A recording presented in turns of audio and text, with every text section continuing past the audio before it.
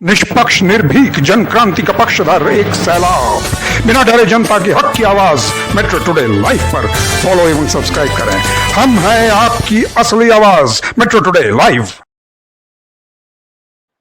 नमस्कार, मैं हूं श्रुति शंकर विक और आप देख रहे हैं आपका अपना बढ़ता हुआ चैनल मेट्रो टुडे लाइव। आज मेट्रो टुडे लाइव में जो आए हुए हैं उनका मैं परिचय करा दूं। कल्याण जी जुड़ते हैं हमारे साथ, जयपुर से मंडल अध्यक्ष हैं कांग्रेस के। कल्याण जी, आपका बहुत बहुत स्वागत है मेट्रो टुडे लाइव में। धन्यवाद सर, थैंक यू सर। और संत महंत प्रकोष्ठ के महाअध्यक्ष हैं स्वामी जी, दंडी स्वामी जी जुड़ते हैं हमारे साथ प्रयागराज से। स्वामी जी, आपका भी बहुत बहुत स्वागत है मेट्रो टुडे लाइव में। जय जय नारायण, हरि ओम। स्वामी जी, आपको मेरी आवाज आ रही है कि नहीं आ रही है? आ रही है जी जी। तो स्वामी जी ऑडियो क्लियर रखिए, आवाज आई है। कल्याण जी, स्वामी जी, ईरान और इराक में युद्ध हो रहा है। ईरान और इराक में इस समय जो युद्ध है अपनी चरम सीमा पे है। अभी अभी लेटेस्ट न्यूज ये आई है कि डोनाल्ड ट्रंप G7 की वार्ता छोड़ के पहुंच चुके हैं अपने वॉशिंगटन। अब ये इतने चरम सीमा पे पहुंच चुका है युद्ध कि मरो और करो के इस पे आ गया है। इसका सबसे बड़ा रीजन क्या है ईरान और इराक के युद्ध का? कल्याण जी, आप बताएं, सबसे बड़ा रीजन क्या है? नमस्कार।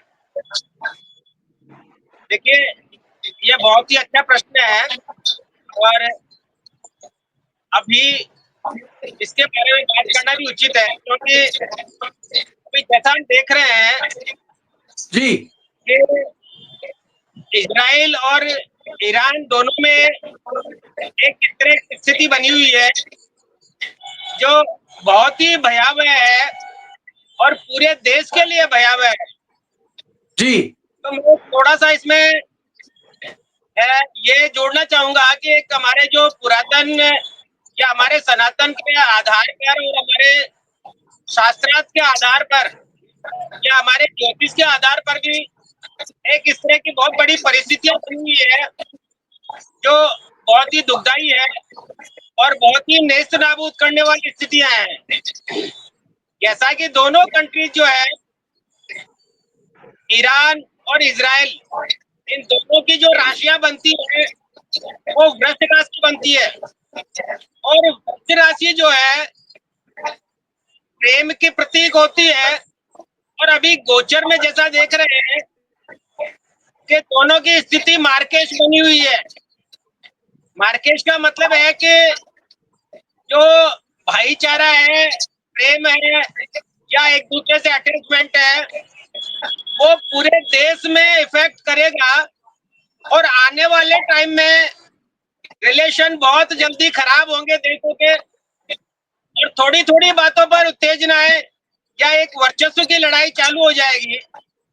क्योंकि अभी रिसेंटली 14 तारीख 15 तारीख को सूर्य ने राशि परिवर्तन किया है और सूर्य बुध के साथ में है, बुध ने राशि परिवर्तन किया है और पहले से ही बृहस्पति बुध की राशि में बैठा हुआ है। तो ये तीन ग्रह ऐसे हैं जिसे कहते हैं कि बुध जो है वाणी का कारक है, ज्ञान का कारक है और सूर्य तेज का कारक है और बृहस्पति जो है वर्चस्व का कारक है और धार्मिक क्रियाकलाप का कारक है। और ये तीनों के तीनों गोचर में देखा जाए तो बुध की राशि में है और कुंडली में बुध की राशि मिथुन राशि तीसरी राशि पड़ती है जिसे पराक्रम भाव के नाम से जाना जाता है। तो यहाँ पर जब तीनों भाव एक साथ, तीनों ग्रह एक साथ इकट्ठे होंगे, जिसमें बुध है, सूर्य है और बृहस्पति है। बृहस्पति धार्मिक क्रियाकलापों से रिलेटेड है, तो धर्म के साथ में जितने भी लोग बाग है या धर्म से जुड़े हुए लोग बाग है, वो अपने धर्म को सर्वोच्च बताने की कोशिश करेंगे और दूसरे धर्म के बारे में अनर्गल बातें करेंगे। और बुद्ध जो है वाणी का कारक है, जो कुछ इस तरह की स्थितियां क्रिएट करेगा कि लोग बाग एक दूसरे को धर्म को क्रिटिसाइज करें। और सूर्य तेज का कारक है, यहाँ पर यह है कि जो क्रिटिसाइज होगा, धर्म को लेकर क्रिटिसाइज होगा, अपने प्रताप को लेकर क्रिटिसाइज होगा या लोग बाग अपने वर्चस्व रखना चाहेंगे और अपने आप को सुपीरियर समझना चाहेंगे, वो लोग बाग लड़ेंगे। और ये पूरा 1 महीने का योग इस तरह का बना हुआ है क्योंकि गोचर में सूर्य एक राशि में एक महीना भ्रमण करते हैं और एक अंश को गति करता है। तो जैसे जैसे सूर्य के पराक्रम या सूर्य के अंश बढ़ेंगे वैसे वैसे ये युद्ध भयावह स्थिति और परमाणु युद्ध की ओर या विनाशकारी युद्ध की ओर चलता चले जाएगा। और इसमें धीरे धीरे करके 2 गुट बन जाएंगे। 2 गुट वो बनेंगे जो एक दूसरे को धर्म को सपोर्ट करते हैं और जो एक दूसरे के धर्म के साथ में है, कि जैसे इस्लामिक धर्म है, क्रिश्चियन धर्म है और हिंदू धर्म है। देश के 3 बड़े जो धर्म है या उनके अनुयायी है पूरे वर्ल्ड में निवास करते हैं। तो इजराइल जो है क्रिश्चियन धर्म को मानने वालों की बहुतायत है और ईरान में जो है मुस्लिम धर्म को मानने वाले की बहुतायत है। तो अब इनको सपोर्ट करने के लिए अमेरिका है या रशिया है या अन्य छोटे छोटे कंट्रीज, बड़े कंट्रीज, ऑस्ट्रेलिया है, कनाडा है, ये अपने धर्म के अनुसार गलियां निकालेंगे और ये बहुत भयावह स्थिति होने जा रही है। तो मैं तो अपने चैनल के माध्यम से यही कहना चाहूंगा कि पेशेंस रखे, उत्तेजना नहीं करे और थोड़ा धैर्य रखे तो ये स्थितियां कंट्रोल में हो सकती है। अन्यथा आने वाला टाइम जो है भयावह होगा और बहुत ही खराब होगा। जी ठीक है कल्याण जी, आपके पास मैं दोबारा आता हूं।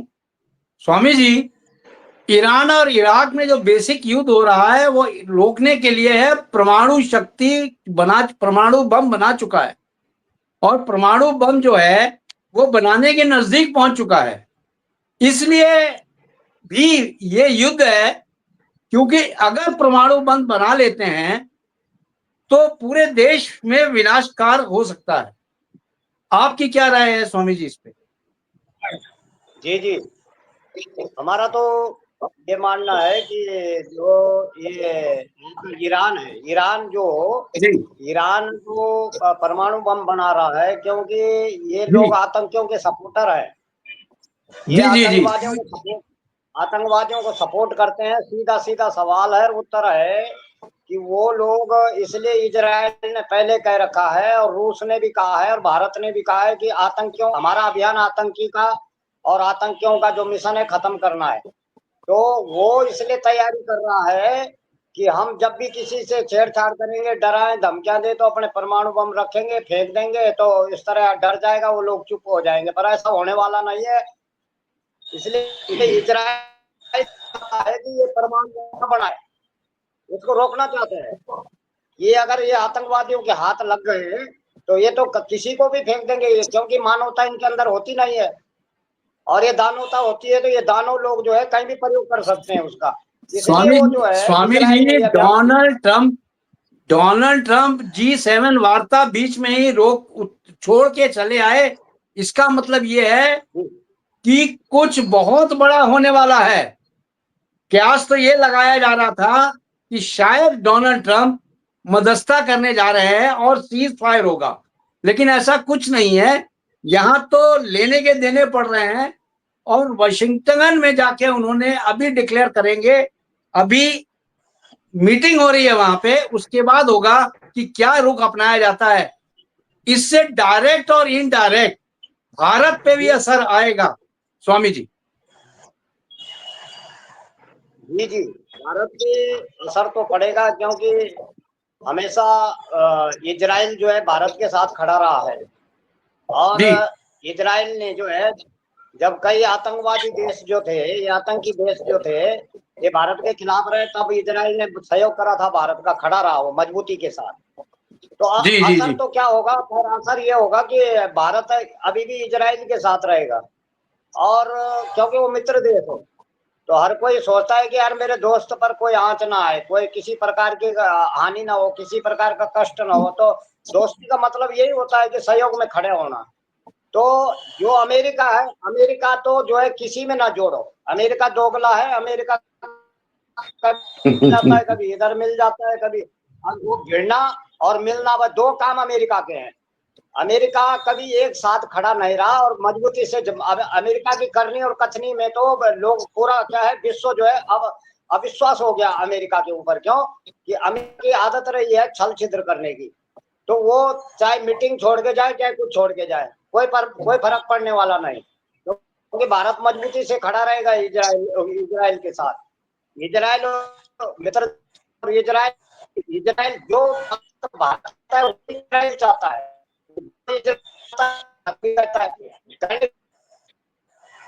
कि अपने दोस्त की बात मान ले। ये नहीं है कि वो भारत उसकी मदद करे और वो जो है हथियार भेजे हमारे खिलाफ, वो मित्र नहीं कहते। तुर्की जैसे देश ये कोई मित्र नहीं है, ये तो लाभ लेके और धमकी देके फिर लाभ लेने वाले हैं। आतंकियों के लक्षण यही होते हैं, बदमाशों के लक्षण यही होते हैं। मतलब और तो देश है, इन देशों पर तो जो है लगाम कसने की जरूरत है। और युद्ध क्या छिड़ेगा, वो जो ये लोग हथियार कर रहे हैं वो इसीलिए तैयारी है कि हम भी जो है किसी तरह से दादागिरी दिखाएं और हम भी दम दिखाएं कि भाई देखो परमाणु बम हमारे पास भी है, तुम क्या करोगे, हमारे पास भी बम है। इसलिए वो तैयारी कर रहा है। उसे पता है कि जो शक्तिशाली देश है वो परमाणु बम की वजह से माने गए हैं, तो कोई परमाणु बम से शक्तिशाली नहीं होता है। हमारा कहने का मतलब है शक्तिशाली तब बनेंगे जब आपकी इकोनॉमी जो है 1 नंबर 2 नंबर पर आ जाएगी, तब जाके। अब ऐसे लोग तो गिदड़ भक्तियां देते रहते हैं, कोई असर नहीं पड़ता। हमारा मानना ये कोई न्यूक्लियर हमला करना कोई खेल थोड़ी है, कोई गुड्डा गुड्डी का खेल है क्या कि जो हर कोई कहे कि परमाणु फेंक देंगे, ऐसे फेंक देगा। तो परमाणु बम के बहुत नियम है, बड़े कानून है उसके, कि उसको सेफ्टी में रखना है। अगर ऐसा वो करता है तो सारे देश उस पर हमला कर देंगे और पूरा वर्ल्ड एक साथ होके जो है ऐसे लोगों को जो है इस तरह का अगर करता है देश हो। हाँ, सीधा कहना ये है कि तुम जो परमाणु बम बना रहे हैं, आतंकी हरकतें हैं तुम लोगों की, तो आतंकी देश है वो। और आतंकी देश जो है अपने आतंकी मित्रों को जो है सहयोग के लिए वो उनके हाथ लग सकते हैं, तो इसलिए वो मना कर रहा है। देखो ऐसा है कि जो व्यक्ति जो है छिछोरापन करता है, छिछोरेपन वाले के पास ना तो कोई गुप्त खबर देनी चाहिए, ना कोई अपना जो है भारत के गुप्त मशीनरी का काम उसको करना चाहिए। क्यों, वो कभी भी उछाल सकता है, कभी भी कुछ कर लेगा, तो देश को खतरा पहुंचाएगा। ऐसे लोग आतंकवादियों की हरकतें ये होती हैं। तो उसका इस्तेमाल वो क्या करते हैं अपने व्यक्तिगत लाभ लेने के लिए, अपना व्यक्तिगत मतलब देश को धमकी दिखाने के लिए। वो चाहते हैं कि हमारे पास भी एक औजार रहेगा तो हम भी डराएंगे, तो डराने के लिए वो इस तरह तैयारी कर रहा है। तो हम तो इनकी उड़कों से डरने वाला नहीं है, ना भारत और ना इजराइल। इजराइल और भारत दोनों मजबूत खड़े हैं, और अमेरिका जो है दोनों तरफ दौड़ लगाएगा। अब देखते रहना आप। अब ये जो है ट्रम्प क्या करेगा, कभी तो ईरान की तरफ भागेगा, कभी इधर भागेगा। तो भागने से कुछ नहीं होने वाला। अब भारत है टेररिस्ट को समाप्त करना। स्वामी जी आपके पास मैं दोबारा आता हूँ, आपका ऑडियो ठीक नहीं है। आप अपना ऑडियो तब तक ठीक करें, आपका ऑडियो क्लियर नहीं है जी। तब मैं आपका दोबारा आता हूँ। कल्याण जी आप बताएं, ईरान और इराक का युद्ध क्या इस समय जो है पीक सीरम लेवल पे हो रहा है क्या, और क्या इसका अंतिम निर्णय 2 दिन में या 3 दिन में निकल जाएगा? जी कल्याण जी। देखो, मैंने पहले ही कहा आपको कि ये वर्चस्व की लड़ाई है। हर बड़ी मछली छोटी मछली को पकड़ने की कोशिश करती है, और यही देश में हो रहा है। क्योंकि जैसा अभी स्वामी जी ने कहा कि अमेरिका दोगला है और अमेरिका किसी का सगा नहीं है, इसमें कोई दोहराई नहीं है। मैं इनकी बात से बिल्कुल सहमत हूँ कि अमेरिका ने पहले अफगानिस्तान में भारत के खिलाफ बहुत कुछ भड़काया, और बाद में अफगानिस्तान में अरबों रुपए के हथियार छोड़ के आ गया, और आज भी वो भारत के लिए दुखदाई हो रहे हैं। उसके बाद में पिछले 3 साल से युद्ध चल रहा है जो यूक्रेन और रूस का। यूक्रेन को अमेरिका अपने हथियार सप्लाई कर रहा है और उससे उसकी जो प्रॉपर्टीज है, उसके खनिज है, उनके सौदे कर रहा है और इनको 3 साल से बराबर लड़वाया जा रहा है। ये अमेरिका की पॉलिसी है। अब तीसरा इन्होंने एक और ये रास्ता खोल लिया है जो इजराइल और ईरान का है। यहाँ पर अमेरिका एक तो अपने धर्म के हिसाब से कि वो सारे के सारे क्रिश्चियन कम्युनिटी के हैं या यहूदी है, उसको मानने वाले हैं। दूसरा ये है कि इजराइल तकनीकी में बहुत पावरफुल है, इसलिए वो उसको सहयोग करेगा और ईरान को दबाएगा और वो इसी तरह के स्टेटमेंट भी दे रहा है। मगर इसके पीछे एक बहुत बड़ी पॉलिसी जो है अमेरिका की और अन्य देश जो परमाणु संपन्न देश जो है, जिसमें रशिया है, चाइना है, ऑस्ट्रेलिया है, फ्रांस है और इंडिया है, पाकिस्तान है, ये ऐसे कंट्री जो है ये अपने हथियारों बेचेंगे, ये अपना व्यवसाय करेंगे। इनकी एक मोनोपोली है कि अपने हथियार एक्सपेरिमेंट करने के लिए इनको जगह चाहिए, दुनिया को दिखाने के लिए जगह चाहिए, इसलिए ये हथियार सप्लाई करके फ्री में देके अपने देशों से लड़वाएंगे और फिर अपने हथियार सप्लाई करेंगे। जैसा ये दिखा रहे हैं कि इनकी जो इंटरसेप्टर कॉन्टिनेंटल मिसाइल्स हैं या इनके रडार्स हैं या इनके अन्य उपकरण हैं, छोटी मशीनरीज है, ड्रोन है, इन्होंने बहुतायत में बना रखे हैं और अब उनको खपाने के लिए एक बाजार चाहिए इनको। तो पूरा विश्व जो है इनको बाजार दिखता है। पिछले 3 साल से यूक्रेन में खपाए जा रहे हैं, यूक्रेन को दे रहे हैं और अब ये एक नया ये रास्ता खोल लिया है कि ईरान और इजराइल को लड़ा के कोई इसको ड्रोन सप्लाई कर रहा है, कोई इसको मिसाइल सप्लाई कर रहा है और आपस में लड़वा रहे हैं, जनता को मरवा रहे हैं।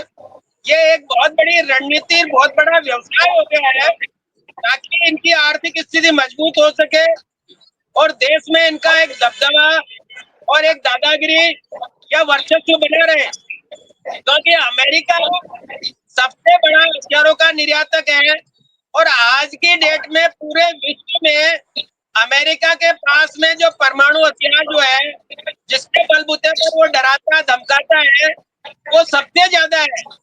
उसके बाद में चाइना, रशिया नंबर 2 है, चाइना नंबर 3 है और बाद में फिर ऑस्ट्रेलिया है, कनाडा है, अमेरिका है, कनाडा है, फ्रांस है, इटली है और इंडिया है, पाकिस्तान है। ये सारे परमाणु संपन्न देश है। तो इन सारे परमाणु संपन्न देशों को ये परमाणु युद्ध तो बंद करवाने की कोशिश करते हैं कि परमाणु युद्ध नहीं होना चाहिए, क्योंकि अगर परमाणु युद्ध हो गया तो इनके हथियार नहीं बिकेंगे, इनके आर्थिक स्थिति इनकी कमजोर हो जाएगी। परमाणु युद्ध एक बार बम फटा और युद्ध खत्म और देश खत्म और वहां का पूरा जो वातावरण खत्म हो जाएगा, तो इनको बाजार खत्म हो जाएगा। इसलिए अमेरिका चाहता है कि परमाणु जो उसी के पास में रहे, परमाणु हथियार दूसरा देश नहीं बनाए और परमाणु हथियार के बलबूते वो अन्य देशों पर दादागिरी कर सके, उनको डरा सके, धमका सके और अपने हथियार बेच सके। क्योंकि जब तक युद्ध नहीं होगा तब तक अस्त्र शस्त्र काम में नहीं आएगा। ऐसे युद्ध चालू होता है। अब आप देखना थोड़े दिनों बाद में पाकिस्तान अरबों रुपए का व्यवसाय करेगा, भले ही पाकिस्तान के पास में खाने के लिए दाने नहीं हो, मगर वो अपना रक्षा बजट बढ़ाएगा और उसमें हथियार बढ़ाएगा। इसी तरह से भारत भी जो है अपने नियरेस्ट, अगर पाकिस्तान अपना रक्षा बजट बढ़ाता है तो भारत को भी मजबूरी में अपना रक्षा बजट बढ़ाना पड़ेगा और खरबों रुपए के हथियार खरीदने पड़ेंगे। तो इसी तरह से छोटे छोटे देश जो है, जिसमें नेपाल है, ऑस्ट्रेलिया है, श्रीलंका है, के पास में अफगानिस्तान है, पाकिस्तान है, उज्बेकिस्तान है, ताजिकिस्तान है, तुर्किस्तान है, तो ये सारे के सारे जो है इनके बाजार है, इनका मार्केट है और इन मार्केटों में ये किसी को ड्रोन सप्लाई करेंगे, किसी को राइफल सप्लाई करेंगे, किसी को अन्य हथियार जो है वो सप्लाई करेंगे और एक अपनी आर्थिक स्थिति मजबूत भी बनाएंगे और उन लोगों को दबा के भी रखेंगे। क्योंकि इनके टर्म्स एंड कंडीशन होती है अमेरिका की कि आप हमारे साथ रहोगे, हम जैसा कहेंगे वैसा करोगे तो हम आपको ये हथियार सप्लाई करेंगे, अन्यथा आपको नहीं करेंगे। तो एक बहुत जी, बड़ा जी। एक मार्केट है ये, और मार्केट चल रहा है। और अभी ग्रह स्थिति ऐसी है कि इस स्थिति में कभी भी परमाणु युद्ध 1 महीने के अंदर अंदर कभी भी कहीं पे भी परमाणु युद्ध या तीसरा वर्ल्ड वार हो सकता है। ये बिल्कुल सत्य है और बिल्कुल होकर रहेगा। मैं आपके चैनल पे बोल रहा हूँ। ओके जी। ठीक है कल्याण जी, ठीक है कल्याण जी, आपके पास मैं दोबारा आता हूँ। स्वामी जी आपको कुछ जवाब देना चाहते हैं आपके वार्तालाप पे। जी स्वामी जी बोलें।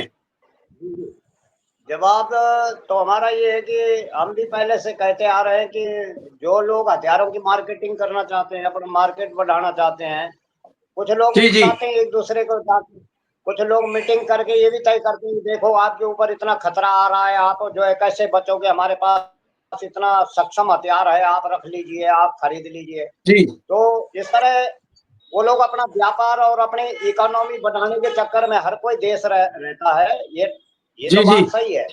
अब हमारे भारत में जब से जो है हमारे भारत के अंदर ब्रह्मोस मिसाइलें बनी है और तैयार कर रहे हैं भारत जी, में, स्वदेशी हथियार की तैयारी हो रही है, तो कई जो इस्लामिक देश हैं, सबसे बड़ी बात यह है कि वो देश चिलबिला गए कि भारत जो है अपने में सक्षम हो गया, भारत ऐसे ऐसे हथियार बना रहा है कि हमारे तो सबसे बड़ी बेइज्जती तमाचा जो है उसको तुर्की को लगा है भारत की तरफ से, कि तुर्की के सारे ड्रोन फेल करके जो है उसकी बेइज्जती हो गई। बड़ी बात ये है। फिर जो है चाइना को भी एक चपाटा मार दिया भारत ने कि तेरे जितने भी ड्रोन थे, तेरे जितने फाइटर थे, वो सब खत्म हो गए। तो इसलिए कहने का मतलब है कि हमारे पास मिसाइल है और भारत अभी हमारे वैज्ञानिक उससे भी और नंबर के 1 नंबर की भी अभी 1 क्लास का भी जो है मिसाइल बना रहे हैं। ब्रह्मोस जो है वो ऐसा होगा, अभी अभी 500 किलोमीटर है, उससे 1000 किलोमीटर की दूरी का बनेगा। तो वो जो है फर्स्ट नंबर वाला जो है वो किसी को नहीं दिया जाएगा, भारत अपने पास रखेगा, क्योंकि हम अपना हथियार मजबूत हथियार अपने पास रखेंगे। दूसरे को तो 500 किलोमीटर का देंगे, हम उसको 1000 का क्यों दें? वही हमारा जी, हथियार हमारे ऊपर हमला करेगा, तो हमें ऐसा काम नहीं करना है। पहली बात ये है। दूसरी बात ये कि अगर चाइना जो है, चाइना अभी जो है मौन होके चुपचाप देख रहा है, तमाशा देखना चाहता है। चाइना ये देख रहा है कि भारत अब करता क्या है, भारत अपने मित्र के साथ खड़ा होता है कि नहीं होता है, वो अभी इंतजार कर रहा है।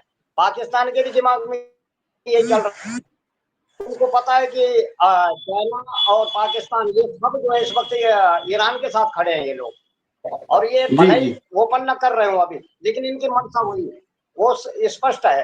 तो वो लोग ये देख रहे हैं कि भारत अपनी तरफ से क्या वक्तव्य देता है, भारत क्या खड़ा रहता है कि नहीं रहता है, तो ये परीक्षण करने के इंतजार में है। वो तो जी, सरासर सब जानते हैं कि इजराइल, भारत का जो मित्र देश है इजराइल, तो भारत तो खड़ा रहेगा, पक्का रहेगा, कन्फर्म है। और भारत ने जो कहा जी, है वो करा है। ऐसा नहीं है कि हम उसको बोले, उसको मित्र बनाए, उसको जो है दुश्मन बनाए। वो तुर्की जैसे धोखेबाज गद्दार नंबर 1 ऐसा देश जिसने जो है पीछे छुरा घोंपा है, उसको हमारे हमारे यहाँ से जो है आपातकाल में जो है तमाम जो है यहाँ से खाद्यान्न वस्तुएं इत्यादि सभी चीज लाभ पहुंचाया गया, और उसने फिर हमारे को बम मसाला भेजा कि फूंक दो, भारत को मारो, उनको खत्म करो। बताओ ये मानवता है? ये इन लोगों के अंदर जो है ये तो पहुंचे राक्षस है, दानव है। ये वही लोग हैं कि इनको जो है खिलाओगे पिलाओगे फिर आपको रात को भी मारने आ जाएंगे। तो मतलब ऐसे लोगों को जो है सबक सिखाना जरूरी है, और ऐसे लोगों को जो है इजराइल जो है ना, इजराइल नचाएगा अभी। अभी आप देखना, नोट कर लो कि इजराइल ऐसा नचाएगा इन आतंकियों को, जितने आतंकी देश हैं ये चिलबिलाते हुए जी, ये जो है ना वो गुफाएं ढूंढ रहे हैं इस वक्त, जी, जी, बंकर ढूंढ रहे हैं कि कहाँ बैठेंगे। और अभी तैयारी चल रही है इनकी, ये पहले इनकी, क्योंकि इनकी सेट जगह तो है नहीं जो छुप जाएंगे कहीं, तो ये आपस में करते हैं, तेरे घर आ जाऊंगा, अगर मेरा अपराध हो गया, ओपन हो गया, पुलिस पकड़ेगी तो मैं घर तेरे रिश्तेदारी में घुस जाएगी। ये ऐसा चलता है इनका, ये अपराधी होते हैं। तो अपराधी देश जो है दूसरे अपराधी देश के साथ घुस जाता है। और जो छविवान देश हैं, जिनकी छवि जो है ठीक से बनी है, जो विकास कर रहा है, जो विकसित है, जिनके अच्छे वैज्ञानिक है, बुद्धिमान लोग हैं, जो देश जो है अग्रणी है, अवसर है, वो देश मदद करता है हर किसी की। ये मदद करने वाले नहीं है, ये जेब कतरे हैं, जेब काटते हैं ये। इसलिए इन जेब कतरों से सावधान रहने की जरूरत है। और ऐसे लोगों से देख लिया हमने एक बार की इनको पाला पोसा, इन्होंने फिर फुंकार मारी है, कोबरा नाग की तरह है ये कोबरा नाग है ये देश। और ये तो हम आपको बता ही दें, स्पष्ट कह रहा हूं, मैं चैलेंज के साथ कह रहा हूं कि इन लोगों का इलाज यही है कि ये जो बम गोला बारूद जो बार बार कह रहा परमाणु बम फेंक देंगे, परमाणु बम, अब क्यों नहीं बोल रहा हो? हवा खुश हो गई उसकी, वो समझ गया कि बार बार नहीं बोलो, वो फेंक ही देगा भारत एक दिन तुम्हारे ऊपर। तो उसको डर तो बैठ गया, इतना वो समझ गया कि बार बार जो बोलता है गीदड़ भक्ति, वो एक दिन उसको उस दिन वो बोल नहीं पाएगा जिस दिन गिरेगा। वो समझ गया है, इतना तो वो समझ गया कि भारत अपने जवान का पक्का है और मजबूत है, ऐसा नहीं है। और हमारा देश तो कहीं पर भी किसी से डर, भारत देश अच्छे को चकमा देगा। और दूसरी बात एक और बता दें आपको कि जितने इस्लामिक देश हैं जो इस पर मतलब धमकी देते थे, जितने तेल के डिपो हैं इनके, और ये जो है अरब देश हैं, सबके इस वक्त ऐसी आफत आई हुई है, वो कह रहे हैं कि भारत हम तुम्हारे साथ हैं, हाथ जोड़ते हैं, बस हमारे साथ ऐसा कुछ न करना। उनको पता है कि भारत से जो कुछ भी हमारा खाद्यान्न जो कुछ मदद जाती है, क्योंकि तेल के वहां अनाज तो पैदा होता नहीं है और सब कुछ भारत से जाता है, तो उनको पता है। तो ये हमें मालूम है। वैसे आतंकी हरकतें तो हैं उनकी कि आतंक के साथ खड़े हो जाते हैं, भीतर से खड़े रहते हैं, बाहर से दिखाते हैं, गले मिलते हैं, ये लोग भी धोखेबाज हैं। पर मैं एक और बता दूं कि ये इनकी मजबूरी इतनी हो जाएगी कि धोखा देते हुए सोचते हुए भी नहीं कर पाएंगे। क्यों नहीं कर पाएंगे? इनकी बहुत बड़ी मजबूरी है कि हमारा भारत जो है बहुत इनको आर्थिक लाभ पहुंचाता है, हर चीज की खाद्यान्न लाभ पहुंचाता है, तकनीकी लाभ पहुंचाता है। इसलिए इनकी मजबूरी ये हो गई कि अब इनको गले मिलना, ये दिखावा करना भी बहुत बड़ी मजबूरी है। इसलिए हमारा भारत जो है सबको झुकाता है, झुकता नहीं है। हमारा भारत देश झुकेगा नहीं, झुकाता है सबको। इसलिए क्योंकि ठीक है स्वामी जी, हमारा भारत ये दादागिरी नहीं दिखाता, वो आदमी को जो है मदद करके झुकाता है और उसके सहायता करके झुकाता है। ठीक है स्वामी जी। स्वामी जी कल्याण जी कुछ बोलना चाहते हैं, कल्याण जी को भी टाइम दिया जाए। कल्याण जी बोले आप। देखिए स्वामी जी जो कह रहे हैं वो परिस्थितियां अब नहीं है, क्योंकि अब जो है चाम दाम दंड भेद वाली स्थितियां हैं और ये कलयुग है। इसमें कहते हैं कि माइट इज राइट, इंग्लिश में एक वर्ड है माइट इज राइट, यानी कि जिसकी लाठी उसका भैंस। पहले सारे वर्ल्ड में एक एग्जीबिशन लगा करती थी, आपको और हमको मालूम है, देखा है, अखबारों में आता था, और वो अलग अलग कंट्रीज में सारे देश अपने हथियार सप्लाई करते थे, या सारे देश अपने अपने नए हथियार एक प्रदर्शनी में एग्जीबिशन में रखते थे, और वो लोगों को दिखाते थे कि देखो इसकी क्वालिटी ये है, ये इतनी दूर तक मार कर सकती है, और इसमें अंधेरे में देखने का कैमरा लगा है। और जो सारे सिस्टम थे वो सारे देश को बुलाकर, वर्ल्ड को बुलाकर वहां पर बैठ के डिस्कस करते थे और रक्षा सौदे करते थे कि आपके देश के लिए ये ठीक रहेगा, आप इतने किलोमीटर पर बैठ के आप अपने दुश्मन को देख सकते हो, मार सकते हो या रोक सकते हो। अगर अब वो सिस्टम खत्म हो गया, सिस्टम हो गया प्रैक्टिकल देखने का, प्रैक्टिकल करने का, कि आपने ब्रह्मोस बनाई, उसके लिए भारत को धन्यवाद है, बहुत बढ़िया हथियार है। मगर हमको ये नहीं भूलना चाहिए कि हमारा जो पड़ोसी देश है, हो सकता है वो भी कोई ऐसा हथियार बना रहा हो जो हमारे लिए घातक हो और हमको मालूम ही नहीं हो।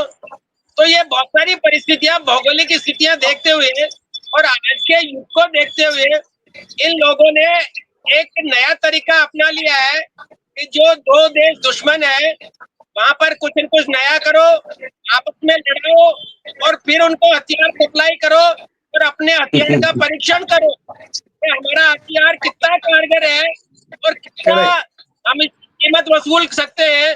तो यही किया जा रहा है, क्योंकि यूक्रेन में बराबर पूरा वर्ल्ड जो है, जिसे कहते हैं UNO, United nation of world जो है, उसको हथियार दे रहा है। पोलैंड भी दे रहा है, अमेरिका भी दे रहा है, कनाडा भी दे रहा है, फ्रांस भी दे रहा है, इटली भी दे रहा है, और उससे पैसे नहीं ले रहे हैं, उसकी मदद कर रहे हैं।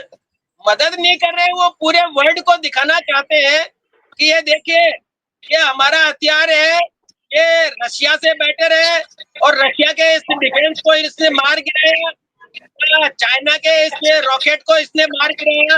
तो ये शो करने की चीजें हैं, इसकी रिकॉर्डिंग करके वो अपना व्यवसाय बढ़ाना चाह रहे हैं और लोगों के अंदर विश्वास जमा रहे हैं कि आप ये खरीदिए, ये आपके काम आएगा, आपकी रक्षा करेगा। अब धीरे धीरे करके लोग बाग व्यवसाय और आर्थिक स्थिति को भूलकर हथियारों की होड़ में लगे हुए हैं।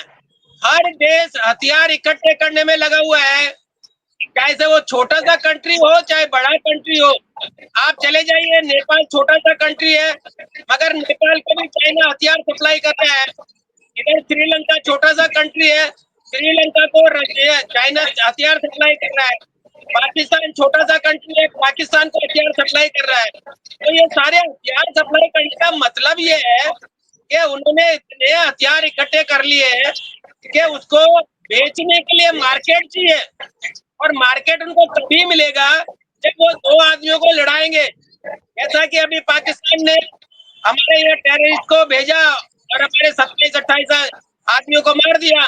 हमने देश में आके हमला कर दिया, पाकिस्तान इंडिया लड़ा और उन्होंने अपने हथियार एक्सपेरिमेंट कर लिए, उनका कुछ नहीं बिगड़ा। उन्होंने टेस्ट कर लिए कि इंडिया ने क्या किया और पाकिस्तान ने क्या किया, 2 दिन में सीज फायर करवा दिया और हम शांत हो गए। तो एक इस तरह का ट्रेड चला है अपने हथियार को एक्सपेरिमेंट करने का और लोगों को बेचने का। और ये बाजार है, तो बाजार में जो हथियार बनाएगा वो जीत में रहेगा, वो अपनी आर्थिक स्थिति में मजबूत करेगा और अपने देश को भी मजबूत करेगा।